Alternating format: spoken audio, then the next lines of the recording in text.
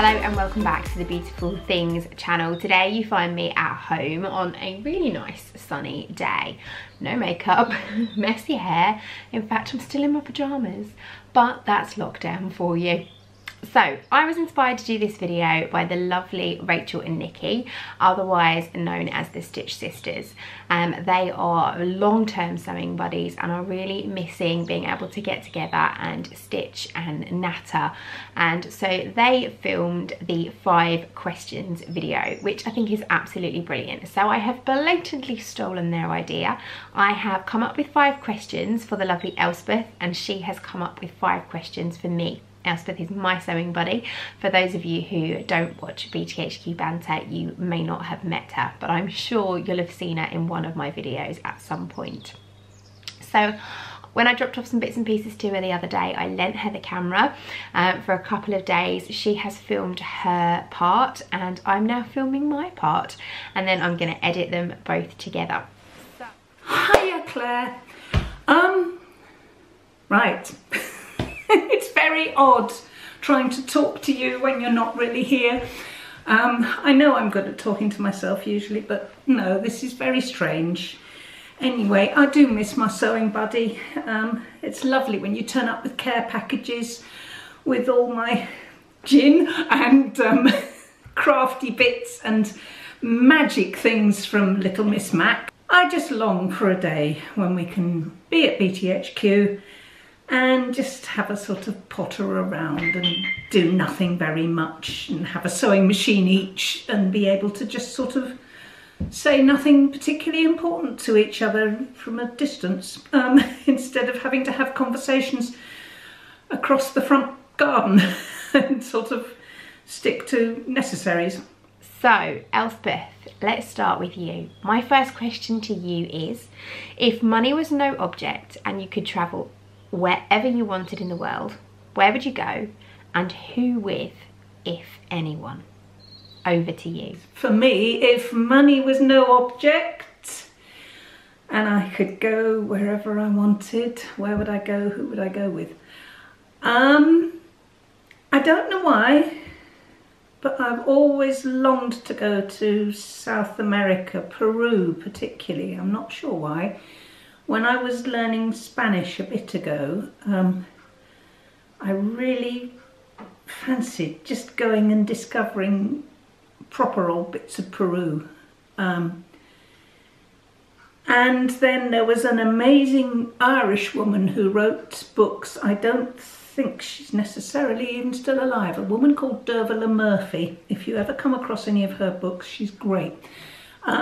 She went off as a lone woman doing all these incredible experiences all around the world in all sorts of different places, weird places, and she did one with a donkey, I think it was a donkey, in the Andes, and she just travelling entirely on her own, she really got to know the people and she got herself into some pickles and so on, but I've always fancied that sort of thing.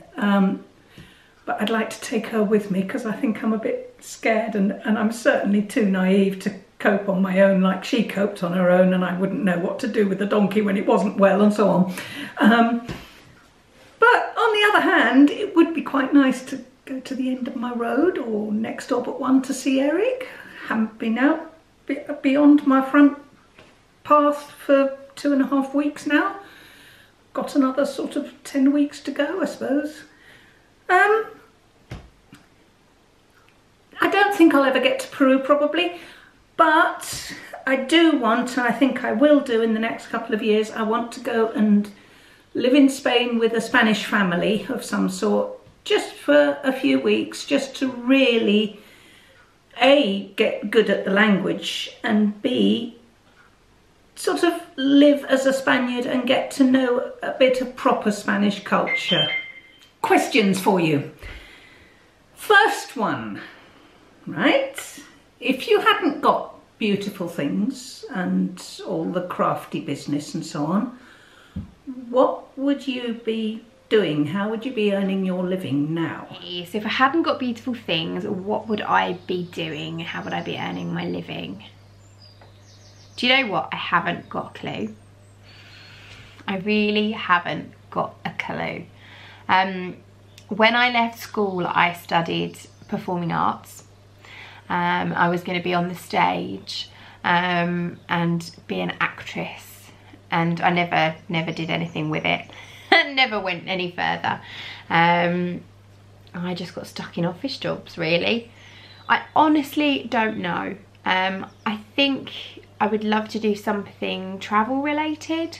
I do enjoy travel, but then that would mean that I couldn't necessarily be a mum and have children, and I wouldn't want to not have my children. I don't imagine not having my children. I honestly don't know. I know it's a really rubbish answer, but I don't know. I'm very fortunate to be doing something that I absolutely love, and I really, really enjoy, and so I don't often think about what else I'd rather be doing. So question number 2 for you. What is your biggest regret? I try not to have regrets because they don't get you anywhere, or they make you bitter and twisted and nasty old bat. So I try not to have any, but when I was, a couple of years back, when I was getting towards 60, I suddenly realised that I had got quite a lot of little regrets. So I set about, that's how 60 for 60 started really. I set about trying to do some of the things that I sort of fancied doing and was obviously never going to quite do, and I was too pathetic and wet and so on so to do them. And some of them were really good, and some of them you did with me, and some of them I did on my own, and it was brilliant though. And I'm trying to still go on with that attitude that I don't have regrets, but I go and do things rather than not attempt them and then regret it a bit later. I suppose the biggest regret, it isn't anything very specific. It's not one individual thing. It's my entire life. It's my whole upbringing. I think I inherited my mum's complete, I think she really was quite anxious her entire life. And she certainly had no self-confidence, and I inherited that. And if I had had confidence as a child and a youngster and teens and 20s and so on, my life would have been very, very different. I would have been a much better, much happier secondary school teacher, or I would have walked out of it and said, no, this isn't for me, and I would have gone and done something different. As it was, I persevered with it, I struggled with it, I never felt I was ever going to get it right, though I get lovely feedback from ex-pupils now, but I never realised at the time, I had no idea at the time that I was actually doing anything that was making a difference, that was important to the children I was with. So I went on and on struggling till basically I just burnt myself out. I've been much, much happier since as an independent freelance and so on, but if I'd had the confidence, I would have had a different sort of career. I probably would also have risked marriage.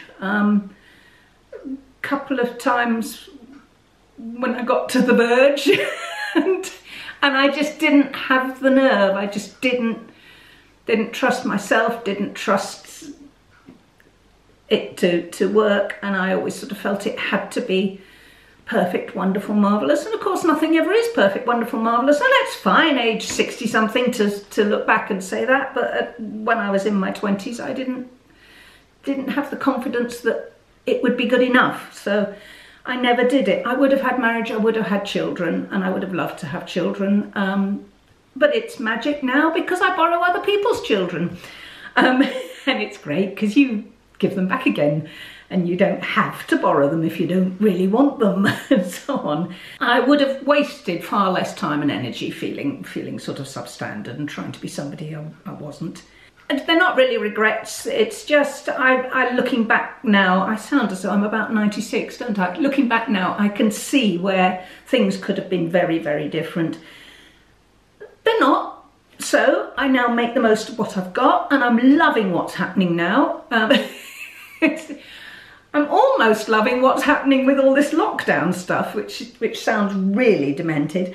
The isolation is actually doing me a lot of good. It's making me have to stand on my own 2 feet. The other day I actually whipped the needles out of my knitting and ripped it back and then got them back in.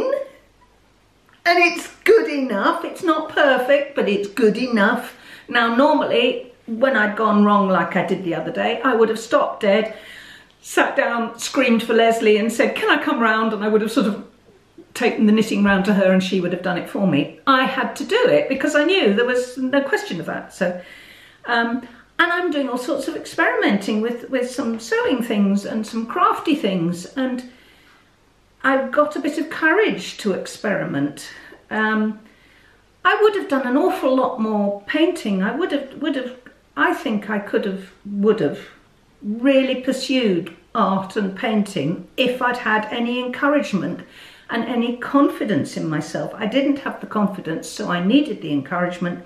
I didn't come from the sort of background that gave me encouragement, so I missed out on that. So perhaps I'd better be a world famous artist now. No, but I'm loving doing some experimenting and things now. It's good fun. That's me and my regrets, or lack of, or minimal ones. Number 2, Claire. By the way, have you noticed lipstick? First time for 2.5 weeks, lipstick. Right, number 2, Claire. If you could have absolutely free choice, what animal or pet would you have? Because I know allergies and things in your family stop you having cats, really, and you tend to get them run over anyway. But what would you have? I don't know. I'm not very good with pets, as you've already alluded to. I've had 5 cats, all of which have sadly passed away and or got run over. So yeah, I've been banned from having pets. And as you say, Mr. Mac is allergic, but I quite fancy like an iguana or something. I don't like the fact that I'd probably have to feed them things that I don't necessarily want to feed them. I think they probably eat cockroaches and stuff, don't they? But I quite fancy an iguana. I like things that are fairly sedentary, that will just sit and be and are quite enjoyable. If I had like a giant pool or swimming pool or lake or something that was always lovely and warm, that was a nice place to be and get into, then I guess something nautical, maybe a dolphin or a narwhal or something I could just go and swim with. That'd be quite nice. I enjoyed swimming with the dolphins in Orlando last year or the year before last. Yeah, so yeah, either something sedentary or something that I could swim with. I love the water, so yeah, that would be enjoyable. A lovely big stingray or something like that. I like those. This one's a bit deep. Question number 4. When you think of the colour blue, what do you think of? You say blue, and my first thought is the Joni Mitchell album Blue. Don't know whether you know it. I loved Joni Mitchell when I was in my 20s, I suppose. I still love listening to her. Her voice is incredible. Yeah, and Blue was the album that Larry and I bought. I think he bought it for me, or he bought it for both of us. Anyway, it's one that sort of went to and fro, and then ultimately, on about the 3rd time we split up, I think that's the one that he came and stole from me. So I had to replace it. So I always think of that Joni Mitchell album. But on a happier note, there's an amazing song on there called I Could Drink a Case of You, which always, yeah, I used to sing to him. Right, on a happier note, blue, space and air and seaside and a little breeze and a big blue sky. When I was working in Germany years ago, I was right up in the very north on the Danish border, and utterly flat countryside, utterly flat land. So the most amazing, huge skies and just wonderful, wonderful blue going on forever. And a little bit of that feel every now and then I get when I go down to Athona, the community down at Bradwell-on-Sea, down on the coast of Essex.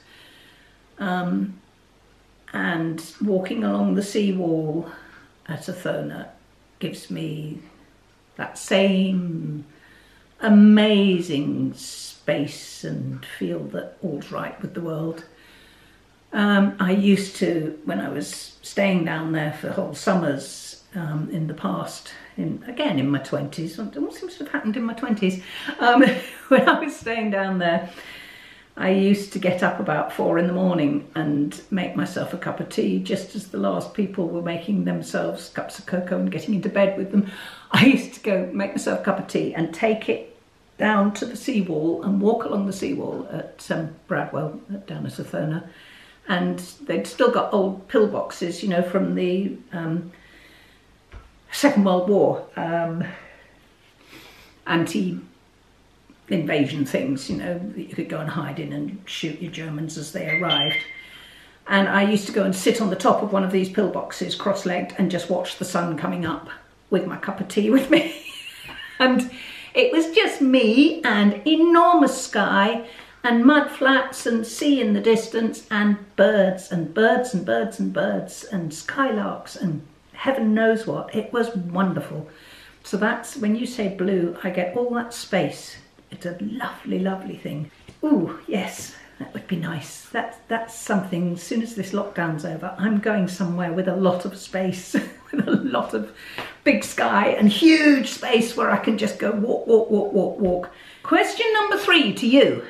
If you had no constraints at all, no money constraints or place constraints or whatever, what would your home be like? Where would it be? What would it look like? How would you have it set up? And so on. Would there be a granny flat at the bottom of the garden for Elspeth? Not for now, for some years' time. What would your home be like? Oh, well, that's easy. I'm afraid I am quite materialistic. I would like one of those really big kind of American style houses with land all the way around it, big pool, nice big garden, but I'd obviously have a gardener who'd just do all that for me because I can't be doing with all of that. A huge den, open kind of plan living space, really nice big kitchen with huge islands and everything else, and all big double fridge, all the fancy stuff. That would be really nice. I'd love it to be light and bright, so kind of like I've got here with my conservatory, but with big bifold doors that opened out onto, oh, sorry Freddie, opened out onto like a really big lovely patio space or deck space with a fire pit, and really lovely sofas. I'd have a proper hot tub rather than a blow up hot tub, a big proper hot tub with a really lovely pool, again that would be all heated. I think it would probably be in America or somewhere like that, somewhere that was warm all year round. I don't do well in the winter. I would definitely have an amazing craft room. I could actually see it being like right up in the point of the house, up in the eaves, and maybe like the whole top floor. And it would be just beautiful. Dedicated space for sewing and cricket and craft. All lovely boxes, all labelled up and pretty and just beautiful. You wouldn't actually want to craft in it, I don't think, because you wouldn't want to mess it up. Likewise, my bedroom, I mean, the kids would have decent sized rooms. They don't really care, to be honest. But I would have a lovely big, probably another floor of the house completely to myself, or a wing, that would be nice. A huge walk-in wardrobe, absolutely full of lovely clothes and bags and shoes and things that I probably don't even wear or necessarily use, but just to be nice to look at.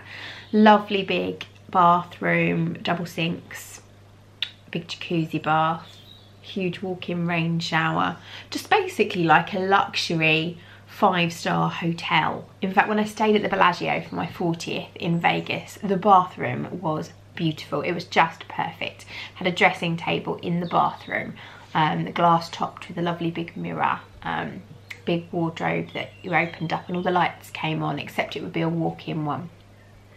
It was lovely. So yeah, like a big hotel style suite. That would be my bedroom, and it would all be lovely bright white linens, lovely and fresh. And of course someone would make my bed every day. This house would have staff, definitely. I'd have a chef and a maid, definitely, and a housekeeper. Yeah. And I don't know, so I wouldn't have a driver because I do like driving, but I'd maybe have quite a few different cars in the garage. I told you I was materialistic, didn't I? Mr. Mac better start working harder, or you just need to buy more craft classes. Question number 3. If you could take a craft or a sewing class with anyone who you admire, who would it be, what would you learn, and why? There's somebody I follow. I'm not a great one for following people on Instagram and all that. It's all a bit modern for me, but there is somebody that I do follow that I think dear Miriam introduced me to on Facebook, and that's Lou Tonkin down in Cornwall. And she does the most glorious lino prints, nature lino prints, lots of birds and things, and I love my birds and my hedgerows and my naturey bits, and she does these beautiful, beautiful lino prints. I would love to go to one of her courses down in Cornwall. I would love to go to somebody who would enable, push, inspire me, encourage me to do lots of really exciting mixed media-y things. And I'd like Claire McInnes of Beautiful Things, HQ, that one, you know her. I'd like her to teach me. There was a pattern a while back for little flat crochet patches that you could applique onto things, little alpacas. And then there was a little pattern recently of a square that had a cat in it, and I thought she was going to do the pattern for that, perhaps, for us. And yeah, so I'd like her to teach me that, because I'm hopeless at working it out for myself. So yeah, but I would love to do some exploring of lino printing.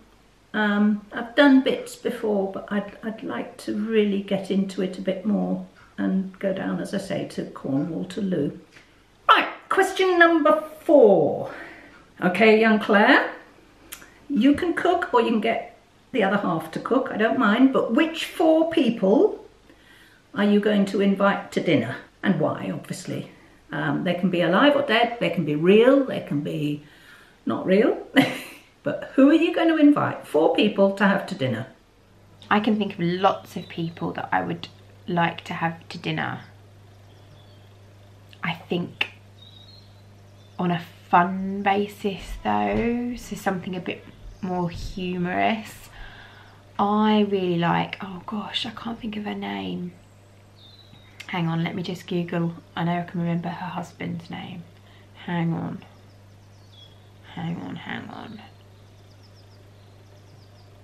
That's it, Kristen Bell and Dax Shepard. So they are a film couple. So Kristen Bell is Anna in Frozen. So you probably wouldn't know who she was, Elspeth, but she's been in loads of stuff. She's really, really funny. And her other half, Dax Shepard, just seem like a really nice couple. They do lots of videos and things on YouTube, and they're just really genuine and quite down to earth and really funny, and they make myself and Mr. Mac really laugh. So I think if we had them over for dinner, that would be really good. We'd have a good giggle. Someone like Jack Black, actually, I think could be quite fun to have round for dinner. I think he'd probably keep us all entertained. Who else do I find really funny?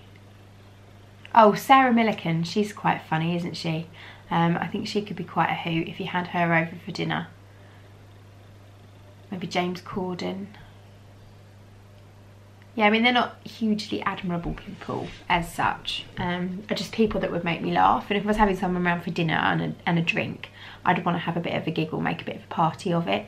Yes, I could think of really deep and meaningful people like Mother Teresa and you know, Gandhi, but I don't think they'd really be much crack at the dinner party, if I'm honest. So yes, I think definitely Kristen Bell and Dax Shepard would be a highlight. Yes, that's who I'd have for dinner.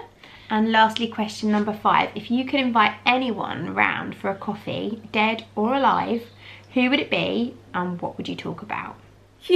Coffee. It's good, isn't it? I let you have a dinner, you let me have a cup of coffee. Coffee with somebody.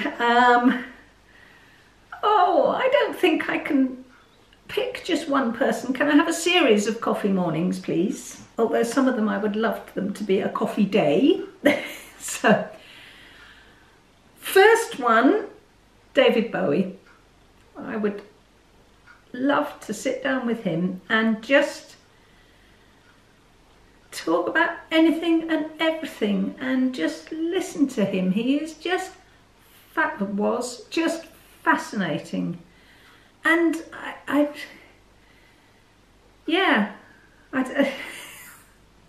I could also just sit and listen and feast my eyes. I have always found him incredibly good looking. And I would love to just sit and feast my eyes and have him sitting at my kitchen table just talking, and that wicked grin he has had.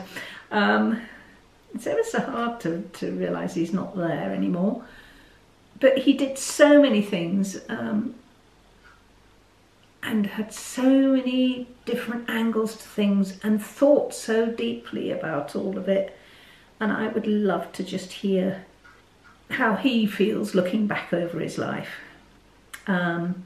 Another one, just for pure fascination and as much to listen to as to talk to, would be Stephen Fry. I could listen to him forever. I could listen to his voice forever. I do, in fact. I listen to him reading the Harry Potter books, and it's magic. But he's another one. He just knows so much, and he is so interested and interesting. Fascinates me, especially when he starts talking about words and use of language and where it's all come from and so on. He did an amazing, was it a TV thing? Yes, I think I've got it on DVD rather than on audio. But he did a radio series as well, all about words, all about the English language, and I could just listen to him forever. Victoria Wood, please, for a day, because if I had Victoria Wood for a day, I wouldn't just have one person. I would have the most amazing cast of characters. And she is just such a feel-good person, was such a feel-good person. She just, wonderful. Elizabeth I, always been fascinated by her as a strong woman, an incredibly powerful woman, but actually I think must have been weird. That whole, I'm interested in that whole Tudor Elizabethan period anyway. It's always attracted me, and I'm not quite sure why. I think I would have hated to be alive at the time because of all the sort of awful conspiracies and nastinesses and knives between the ribs things and power games and so on. And anyway, I wouldn't have been at court. I would have been one of the poor, starving so-and-sos scraping a living in the gutter. A fascinating period, and I would love to find out from her what she really thinks, how she really feels. Is she just a strong, cold woman like she often appears to be, or is she full of insecurities? I just would love to get to know her. Oh dear. Right, well, 3 who aren't there anymore. Monty Don. Oh yes, another one that I would love just sitting looking at. Monty Don the gardener. I would sit and look at him forever. But I would love to have him. I'd take him into the back garden. We'd sit at the table in the back garden drinking coffee, and he could replot my whole garden for me, replan it so that the whole thing turned into the same feel as my little woodland is developing, where it's a nature feel, where it's no longer just a suburban garden. and he could then come and sit on the front doorstep with his second cup of coffee, and I want to turn the front garden, which is basically just paving to park the car on with just shrubs down the side. I want to turn it into a space that is entirely green in some way, and not just grass, and certainly not plastic grass, but something that I can then also drive the car onto so that I can park on it, so I'm not in the road and being a nuisance to the world, but just to have a more green space and a space where the bees come and the bugs come and so on. So I would have Monty Don there to talk gardens. Right, number 5, Claire, your last question. So serious thinking cap on. I want to know, because I've discovered quite a lot about myself over the last 2.5 weeks, but I want to know what you have discovered about yourself from this whole COVID-19 experience, this whole lockdown, having to work from home, having to homeschool, all that stuff. What have you discovered about yourself? Oh, I'm too busy being busy. That's what I've discovered. I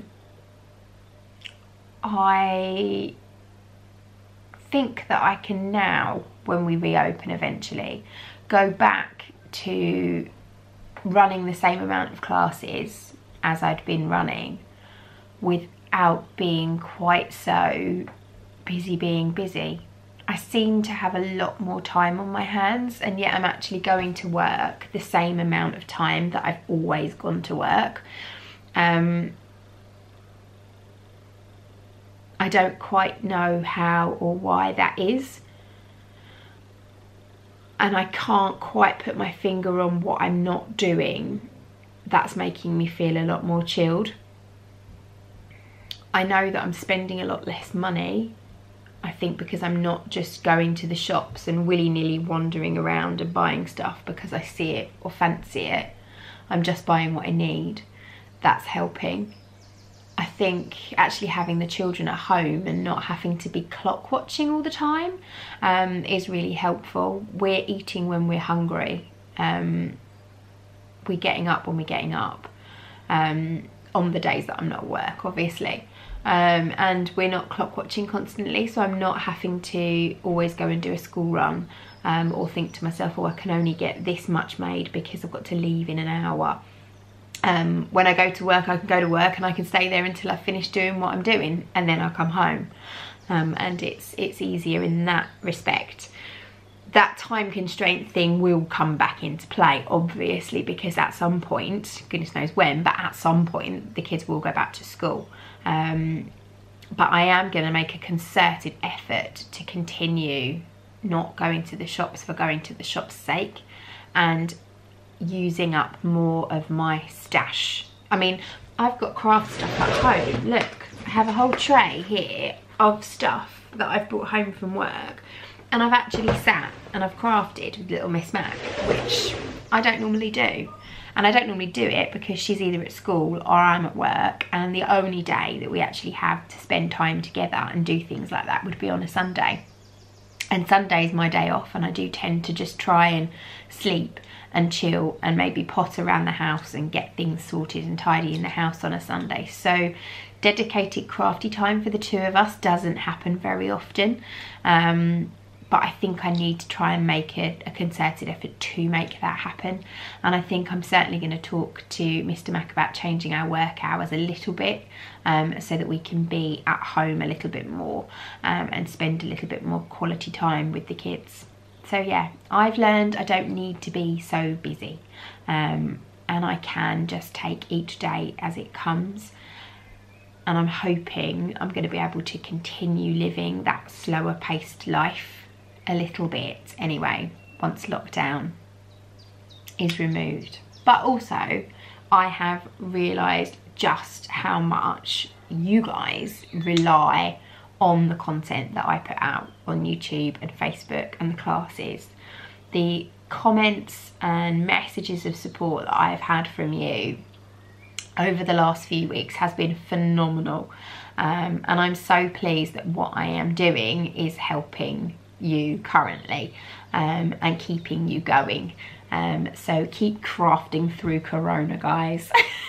Okay, Claire. I think I've answered your questions. I've gone on and on and on and on and on. I'm sorry. I look forward to hearing what you say to my questions. And big hug. See you soon. And hope everyone's staying sane. I'm obviously not staying all that sane, but still, let's worry about that. It's a beautiful day. The blue tits are nesting. See you soon. Bye bye. So I hope you enjoyed this video. Hopefully it won't be long until Elspeth and I are back with you sewing together again. I know she's got about 8 more weeks left before her 12-week isolation period is over. So even if BTHQ opens within that time frame, we're not going to see her back there until then, so it will be some time. So please leave her a message in the comments. I know she checks in. I know she'll be able to answer any questions that you might have. And if you want to just have a chat with either of us, then do make sure you join our free Facebook group, BTHQ, and the links for that are down below. I'm still doing loads of stuff over on Facebook. I'm still doing loads of online classes. You can check them all out on the website. And again, that is all linked down below for you. And if there's any videos you'd like me to make for you while you're in isolation, please let me know, because ideas are a bit thin on the ground right now. And I will see you all again soon. Thanks for watching. Bye.